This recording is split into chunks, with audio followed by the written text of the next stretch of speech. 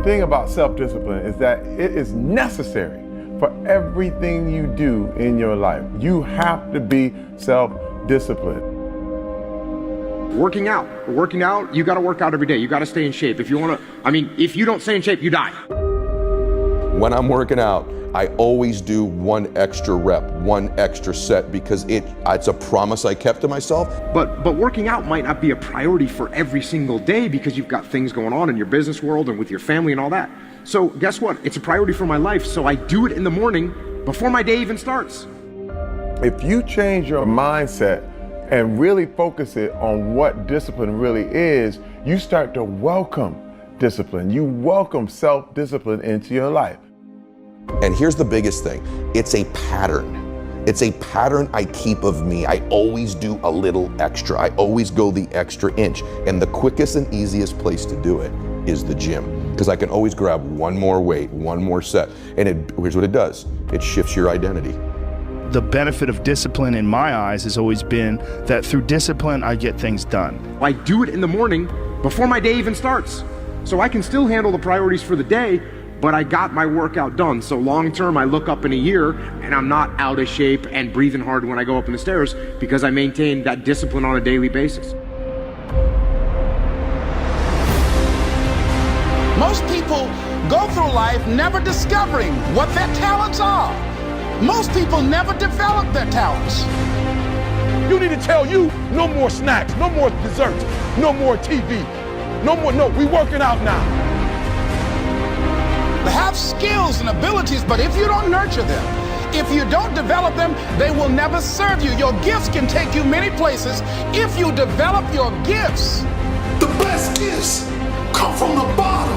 I value myself enough to give 120% or don't do it. And that if you decide that my life deserves my developing this what I do well. Why are you only giving 50%? What's wrong with you? I grant you that if you begin to work to develop your gifts, you'll develop a strong sense of happiness. You'll get a larger vision of yourself, because part of beginning to get a larger vision of yourself, all of us need some area of our lives where we can have a feeling of competence. When other folk are having a good time, you've got to have the strength of character. You need to tell you that you owe you something. As you begin to develop and expand your skills and your talents and your vision of yourself, you will always be in control of your destiny. I want freedom. And for me, disciplining myself means more freedom.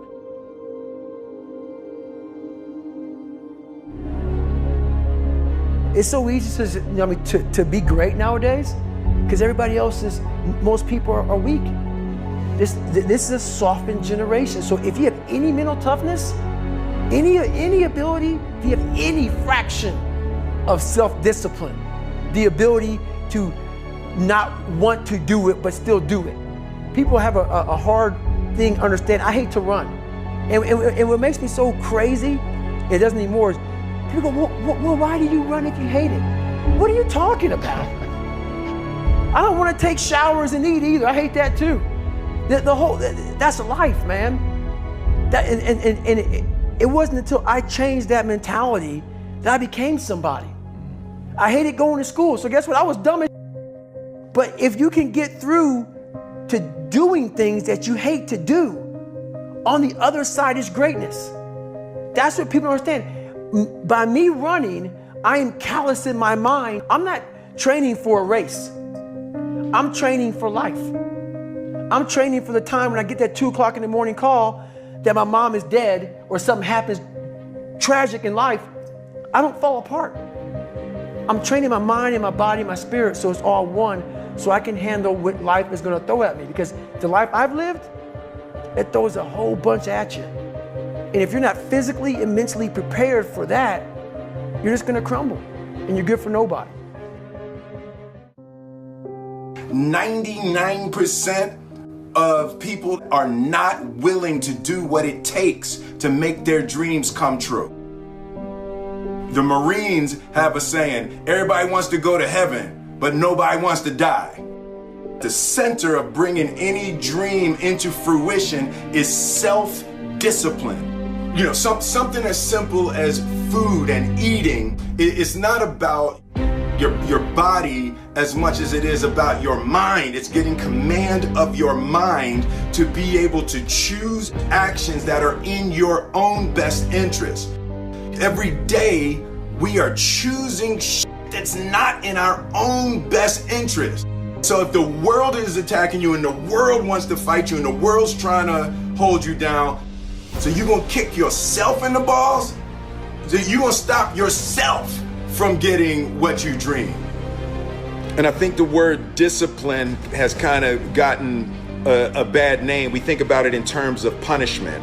I'm not talking about discipline in that way. I'm talking about discipline in the sense that you forego immediate pleasure for the exchange of long-term self-respect.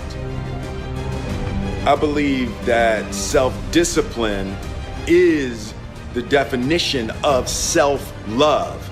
That when you say that you love yourself, that means that you have behavior towards yourself that is loving. Self-discipline is the center of all material success. You cannot win the war against the world if you can't win the war against your own mind.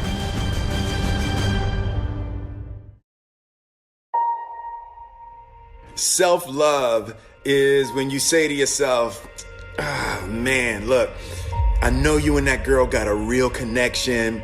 I know y'all vibe, but that's your girl's cousin. So I love you too much to let you do that. It's like you say to yourself, hey man, look, I know you want to eat that pizza and it'll be really good, but I can't let you eat that, man, because if you eat that pizza, you're going to feel like shit, and I love you too much to let you eat that.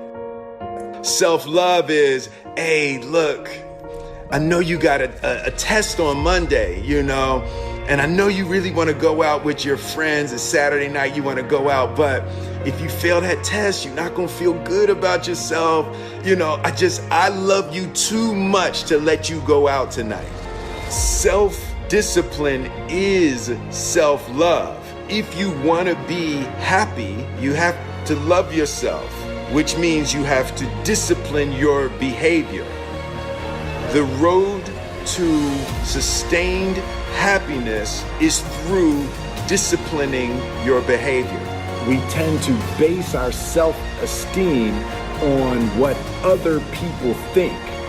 And that's not really self-esteem. Self-esteem is supposed to be how we feel about ourselves. And I was just saying how dangerous it is to allow other people to determine how you're going to feel about you. And it's kind of like looking into a broken mirror. You're going to look in a broken mirror and then change your face to try to look good in this defiled, busted, broken mirror. And it just, other people's opinions is a really way to determine how we feel about ourselves.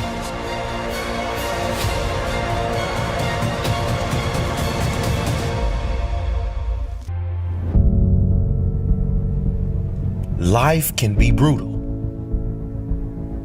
Life can be unforgiving.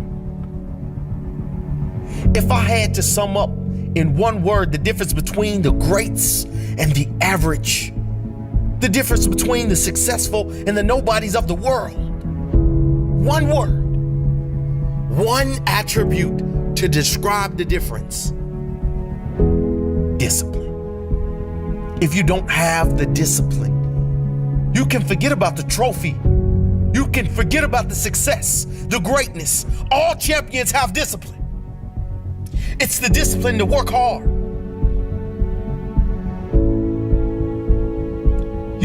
Not when everyone is watching, but when no one is watching. When the fans aren't there, when the coach isn't there, when it's just you and your character. The discipline to eat strong, healthy foods when you have other tempting options. When those around you might not be so strong. The discipline to say no when those around you choose to be average.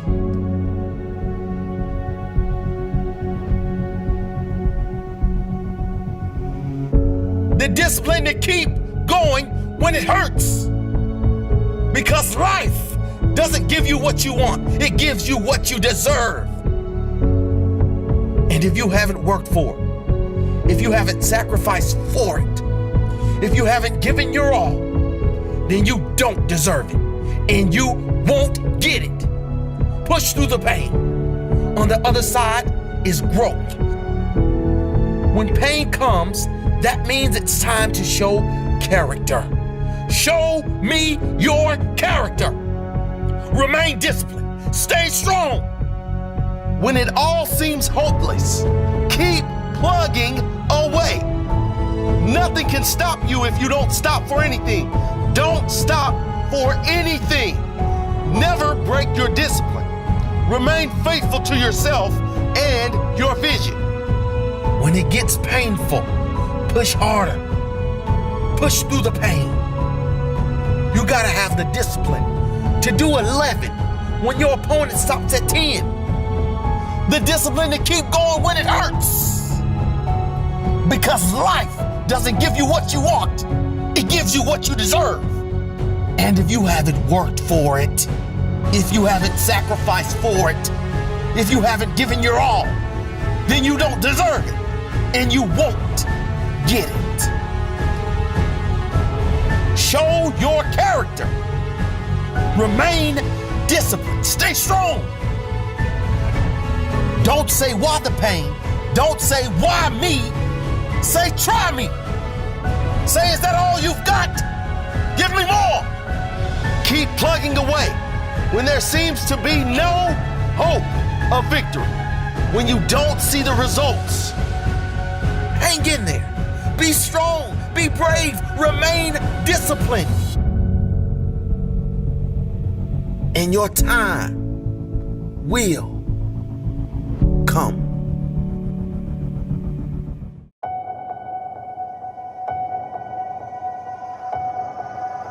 I was weighing like 297 pounds, and I had to make a change in my life. You know, I was at an all-time low, and I wasn't going anywhere, and I was exactly what everybody said I was going to be, which was nothing.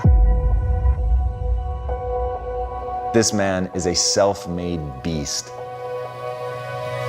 Widely considered to be the toughest man on the planet and one of the greatest endurance athletes of all time. I was just an insecure, scared kid. And the only way I could find myself was through putting myself through the worst thing possible.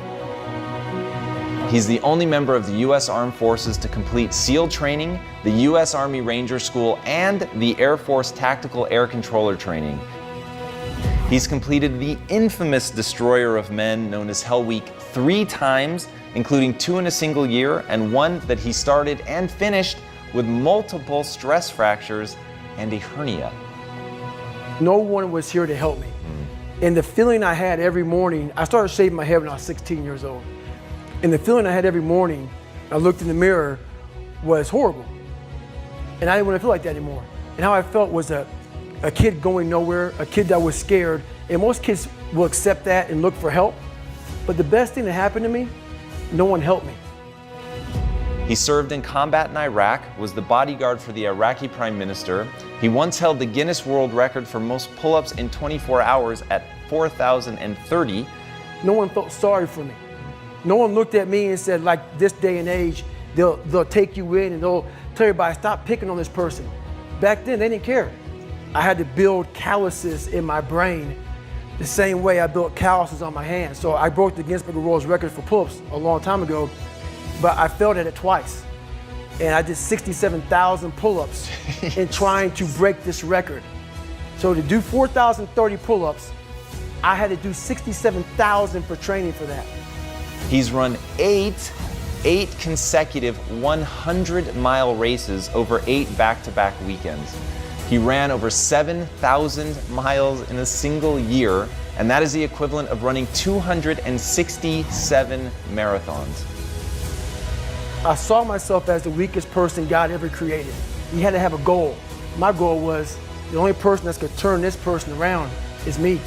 The only way I can turn it around is put myself through the worst things possible a human being can ever endure. And that'd be the only way that I can build this brain to handle anything that comes in front of it, callousing my mind through pain and suffering.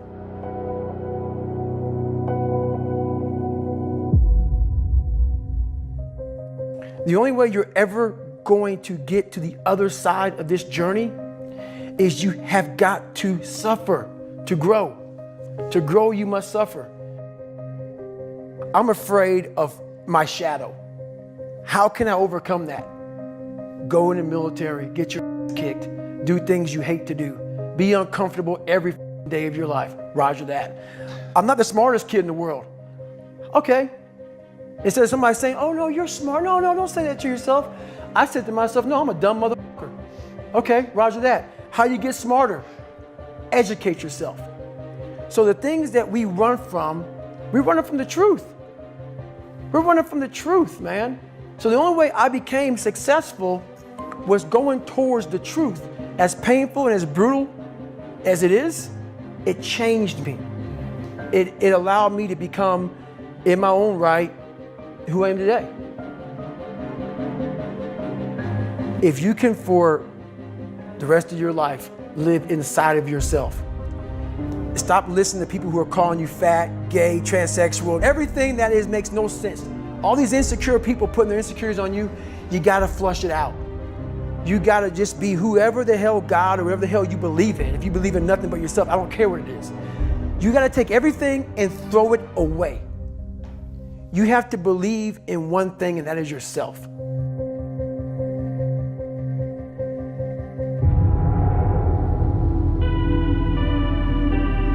Around 97% of students are distracted by cell phones. Are you a part of that 97%? When you want to succeed as bad as you want to breathe, then you'll be successful. Whether your distractions are text messages, checking emails, surfing the web, playing games, or scrolling through social media, the fact remains that it is a distraction. I'm saying to you today that there are some of you, if you give up your cell phone, you would be successful. But your cell phone is more important to you than your success. Stop wasting time on your cell phone. Facebook isn't going anywhere. Instagram will still be here this weekend. Focus on your dreams. Focus on your studies. Focus on your goals and aspirations. Put the thing down. Look up. You're missing stuff. What is the long-term effect of too much information? We don't know, but we're finding out. Focus on becoming a better you. A better you that is not distracted by unnecessary things. You gotta cut off the cell phone. You gotta, no TV. There were those of you who were watching the game last night, you really didn't have no business watching these boys win a national title, going to the NBA making millions. You didn't have no business watching them because you're not where you need to be. One that is determined to succeed and not scroll. That is determined to prosper and not post. To grow all day and not gain all day. Stop wasting time on your cell phone. And when you get to the point where all you want to do is be successful, as bad as you want to breathe, then you'll be successful. It's about you and your future. It's about your grades. It's about your dreams. Ultimately, it's about your life. The time you spend on your cell phone could be used for your success. The time you could be using to be successful, you're using it on the cell. And the cell phone is not bringing you nothing but a bill. Is your life more important than that app, than that game, that post? I need cell phones off. Listen to me. Some of you gonna be broke for the rest of your life because of that little thing on the side. You're gonna be broke for the rest of your life because of a little cell phone. We're so plugged into our cell phones that we become blind to the world around us.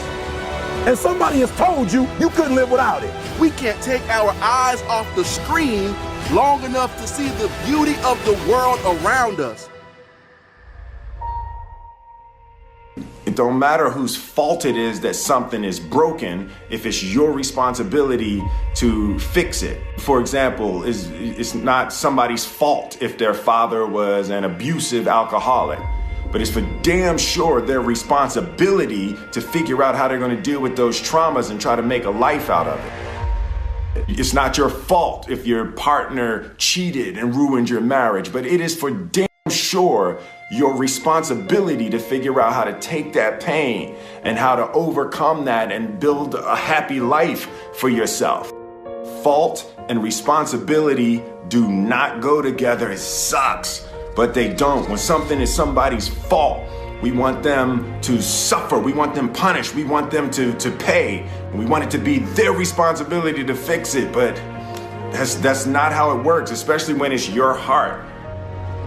Your heart, your life, your happiness is your responsibility and your responsibility alone. As long as we're pointing the finger and stuck in whose fault something is, we're jammed and trapped into victim mode. When you're in victim mode, you are stuck in suffering. The road to power is in taking responsibility. Your heart, your life, your happiness is your responsibility and your responsibility alone. You can make a person smile, you can make a person feel good, you can make a person laugh, but whether or not a person is happy is deeply and totally and utterly out of your control. The prerequisite for spending time with any person is that they nourish and inspire you. They feed your flame. Look at your last 5 text messages.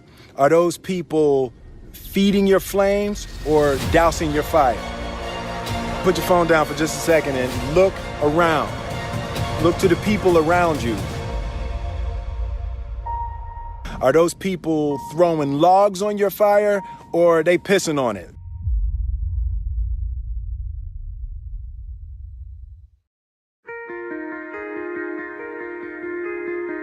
I want my life, I want my work, my family, I want it to mean something. And it's like, if you are not making someone else's life better, then you're wasting your time.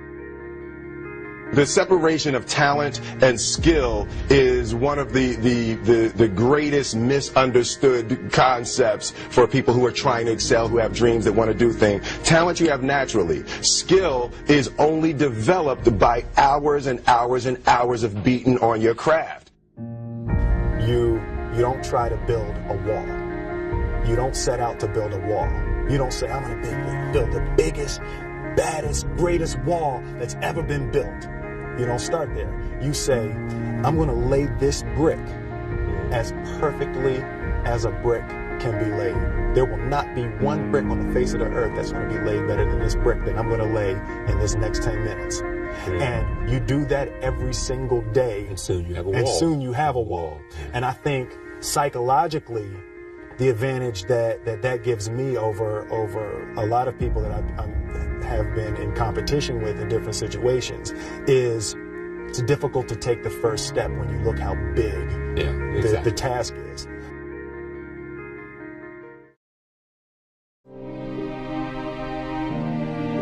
The definition of who I am is very clear to me, and it also redefines who I want to be.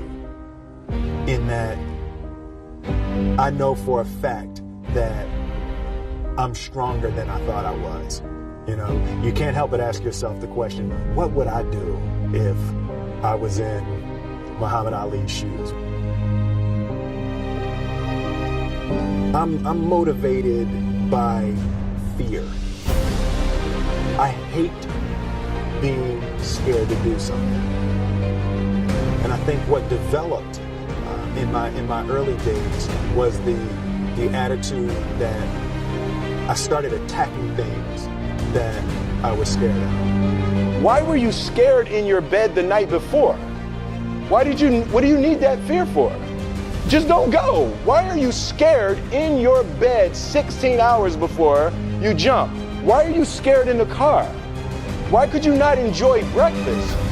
Fear is fear of what? You're nowhere even near the airplane. Everything up to the stepping out, there's actually no reason to be scared. It only just ruins your day. You don't have to jump. And then in that moment, all of a sudden, where you should be terrified is the most blissful experience of your life.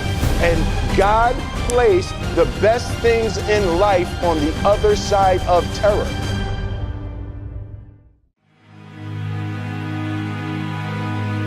And they had the nerve to count you out. That's because they didn't understand that your motivation would never let you stay down for the count.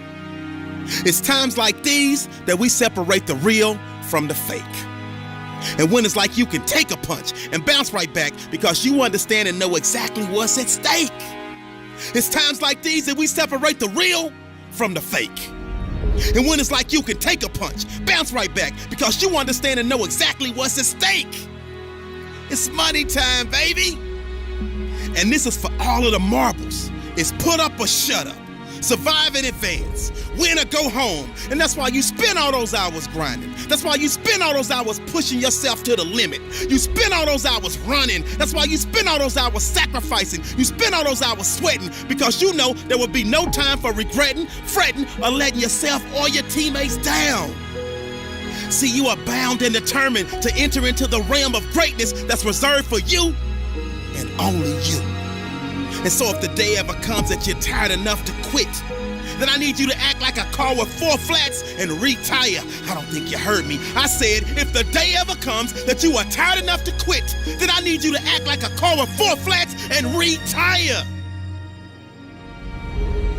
Next level success is reserved for those that are willing to not start counting the reps until it starts hurting. Not start counting the shots made until their arms are dead tired. Not start counting the sprints until they're already breathing hard. I heard a wise man say, it hurts, but it works. I say when it hurts, then and only then will you start receiving the perks, the accolades, the attaboys, the attagirls, the great jobs, the alley-oop lobs, the celebration parties with the lobster and shish kebabs, the hoisting of the banners, the sizing for the rings, the smiles, the hugs, and all of the love and respect in between. See, some of you out there, you in the dark. And you know what I need you to do for me when you're in the dark, right? Turn the lights on when I'm talking to you, because I don't think you heard me. I said next level success is reserved for those that are willing to not start counting the reps until it starts hurting. Not start counting the shots made until their arms are dead tired. Not start counting the sprints until they're already breathing hard.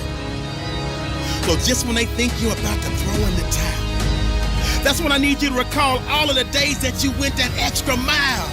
All of them days that your friends said you were foul. When you said you couldn't hang out because you were dialed in. You were locked in. You were in a zone. So you had to be strong because you knew the day would come when you would have to show the world that you could overcome any adversity, any obstacles, any hardships, any setbacks because you were prepared for any and everything. And you understood that it would be impossible to run with them cheetahs when you're walking with the turtles. You understood that it would be impossible for you to run with the cheetahs when you were walking with the turtles. So your mindset is that of a track star, and that gives you the mental strength to leap over life's hurdles, to power through the speed bumps, to push through the roadblocks, and continue to grind past any and every obstruction that attempts to deter you from your ultimate goal of next level success. So the stresses of the world, you laugh at them. The dreams they say are out of your reach, you grab at them. The things they say you can't achieve, you take a stab at them. And when the bullies of life try to knock you out, you stick and move and you jab at them. I said the stresses of the world, you laugh at them. The dreams they say are out of your reach, you go and grab at them. The things they say you can't achieve, you take a stab at them. And when the bullies of life try to knock you out, you stick and move and you jab at them. And on the rare occasion that you take a punch from life and it knocks you down, you dig deep And then you dig deeper. And then you dig even deeper. Because you understand that this is the moment to pick yourself up. Push through with determination and grit. Because of all your resiliency, commitment, hard work, perseverance, you have now put yourself in position to show the world that you got that dog. And your inner dog has no quit. I said this is the moment to pick yourself up and push through with determination and grit. Because of all your resiliency, commitment, hard work, perseverance, you have put yourself in a position to show the world that you got that dog. And your inner dog has no quit. I hated jumping out of airplanes. I hated shooting guns. I hated the job as a Navy SEAL. But I did it because I wanted to change myself. Everything I do, I'm not really comfortable doing. But if you choose to go that route, to go be a Navy SEAL, you might as well go be the hardest mother in the world. Because if you're choosing to do something, you have two routes. You can go there and be a little weak person and get through barely, and that's your reputation. Or you can go through the hardest guy you can possibly be, and that's your reputation. So my whole thing is, if you're gonna choose to open that door in Iraq or Afghanistan, open the mother and go in hard. Because they're gonna remember you by slowly opening it and peeking in. So if you're gonna open it, and you made the mind to open it, don't crack it open. Open the door, go in. That's with life. If you're choosing to do something, attack it. Because they're gonna remember you as not attacking it. So I want to be remembered. You can hate me, but there's one thing you can't say about me. I didn't attack it. So that's the mentality to have. If you're gonna do something, you might as well attack it, because you can do it anyway. Right.